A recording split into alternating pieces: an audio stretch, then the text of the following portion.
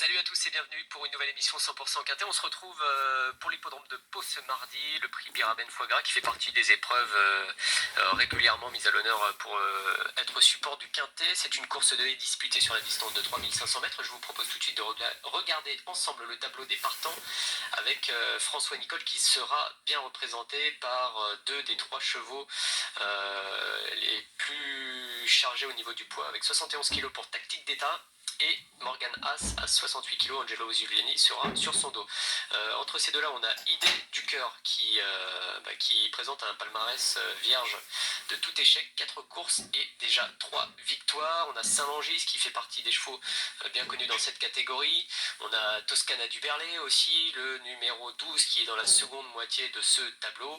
Et puis tout en bas, on a un cheval qui s'appelle Diamantaire qui fait partie des chances régulières. On va en reparler dans quelques instants puisqu'il fait partie de mes principaux favoris et on va tout de suite ensemble faire le papier de cette course.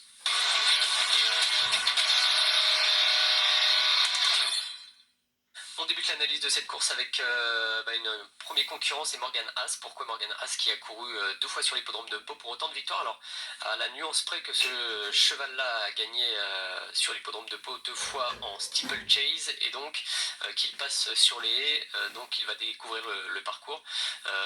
C'est un cheval qui a montré de la qualité, qui présente un palmarès très intéressant, qui fait preuve, j'allais dire, de régularité jusqu'à sa dernière course puisqu'il est tombé, est tombée la dernière fois. Le fait de l'avoir dans un handicap attire l'attention forcément. C'est une course intéressante pour elle, même si elle fait partie des chevaux qui porteront les poids les plus élevés. Cette fille de Great Pretender dépend de l'entraînement de François Nicole. Ça attire l'attention forcément. Angelo Giuliani, elle fera certainement partie de ceux qui seront les plus joués au départ de cette épreuve et ce sera largement justifié puisque Morgan Haas a montré des moyens depuis le début de sa carrière. Alors je parlais du steeple tout à l'heure et notamment celui de Pau, mais il y a aussi pas mal de bonnes performances sur les balais. Je ne suis pas particulièrement inquiet de la voir revenir sur les haies. En bas de tableau, j'évoquais la candidature de Diamantaire, alors qui est un représentant de Daniela Mellet. C'est une bonne candidature en haie depuis le début de sa carrière, c'est 5 courses et déjà 3 places, 60% de réussite pour Diamantaire, que l'on va tout de suite revoir sur l'hippodrome de Compiègne. C'était le 30 novembre dans le prix d'Amiens, il allait se classer deuxième. Le cheval ce jour-là a tout de suite galopé près des premiers, un petit peu à l'extérieur. Et dans la phase finale, il va remarquablement se défendre. Donc c'est la casaque blanche qui fait un saut au niveau de la dernière haie un peu fort, mais qui se relance très bien sur le plat. Donc c'était une bonne deuxième place.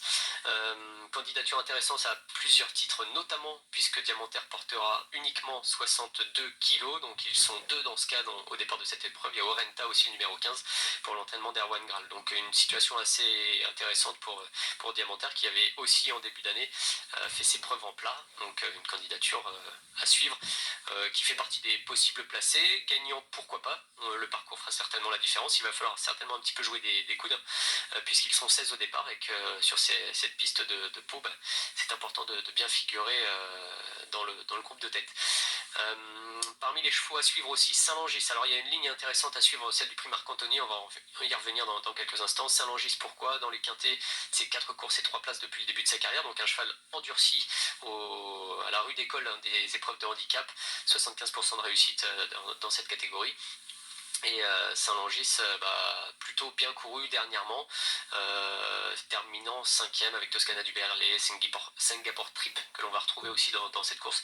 Donc voilà, c'est des chevaux qui sont confirmés, chevaux réguliers et qui présentent des valeurs intéressantes, suffisantes en tout cas pour viser les premières places dans cette catégorie. Toscana du Berlay, on va justement le revoir en action dans ce prix Marc-Anthony qui était à mon avis une bonne ligne sur l'hippodrome d'Auteuil.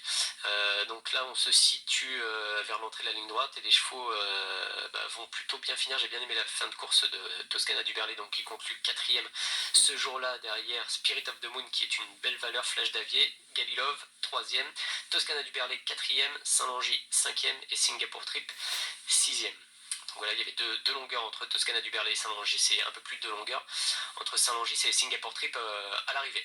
Bon, des chevaux qui se tiennent un petit peu et qui se retrouvent ici avec des chances évidentes pour disputer les premières places. Et puis ensuite il faut faire des choix. Ça n'a pas été si simple de faire un choix, mais j'ai quand même décidé de tenter le coup avec Idée de Cœur qui depuis ses débuts, on va voir tout de suite une fiche, a couru à 4 reprises. Alors c'est un profil assez atypique, un peu de course au compteur pour Idée de Cœur, 3 victoires, une place, 100% de réussite à l'arrivée. C'est plutôt un palmarès qui attire l'attention et c'est plutôt une candidature qui saute aux yeux comme ça au tableau. Alors le métier, peut-être qu'il va en manquer un tout petit peu pour disputer les toutes premières places, mais en tout cas c'est une belle possibilité et c'est surtout un cheval que l'on va suivre. On le revoit en image dans le prix Orjac le 20 novembre à Bordeaux. Il va s'imposer avec style et confirmer donc son excellent début de carrière. Donc c'est une belle candidature, un cheval que l'on va suivre avec attention, c'est son premier handicap et voilà, on est curieux de le voir évoluer à ce niveau de compétition. Voilà pour le papier, c'est assez ouvert hein. Ensuite pour les places il y a beaucoup de possibilités, j'ai fait un choix donc en 5 mais c'est ouvert et il y a beaucoup de chevaux qui sont aptes et qui ont les moyens en tout cas de terminer à l'arrivée de cette course. Je vous propose de passer à la dernière partie, on fait le récap et je vais vous donner aussi un conseil de jeu pour l'hippodrome de Vincennes qui courra en réunion 4. A tout de suite.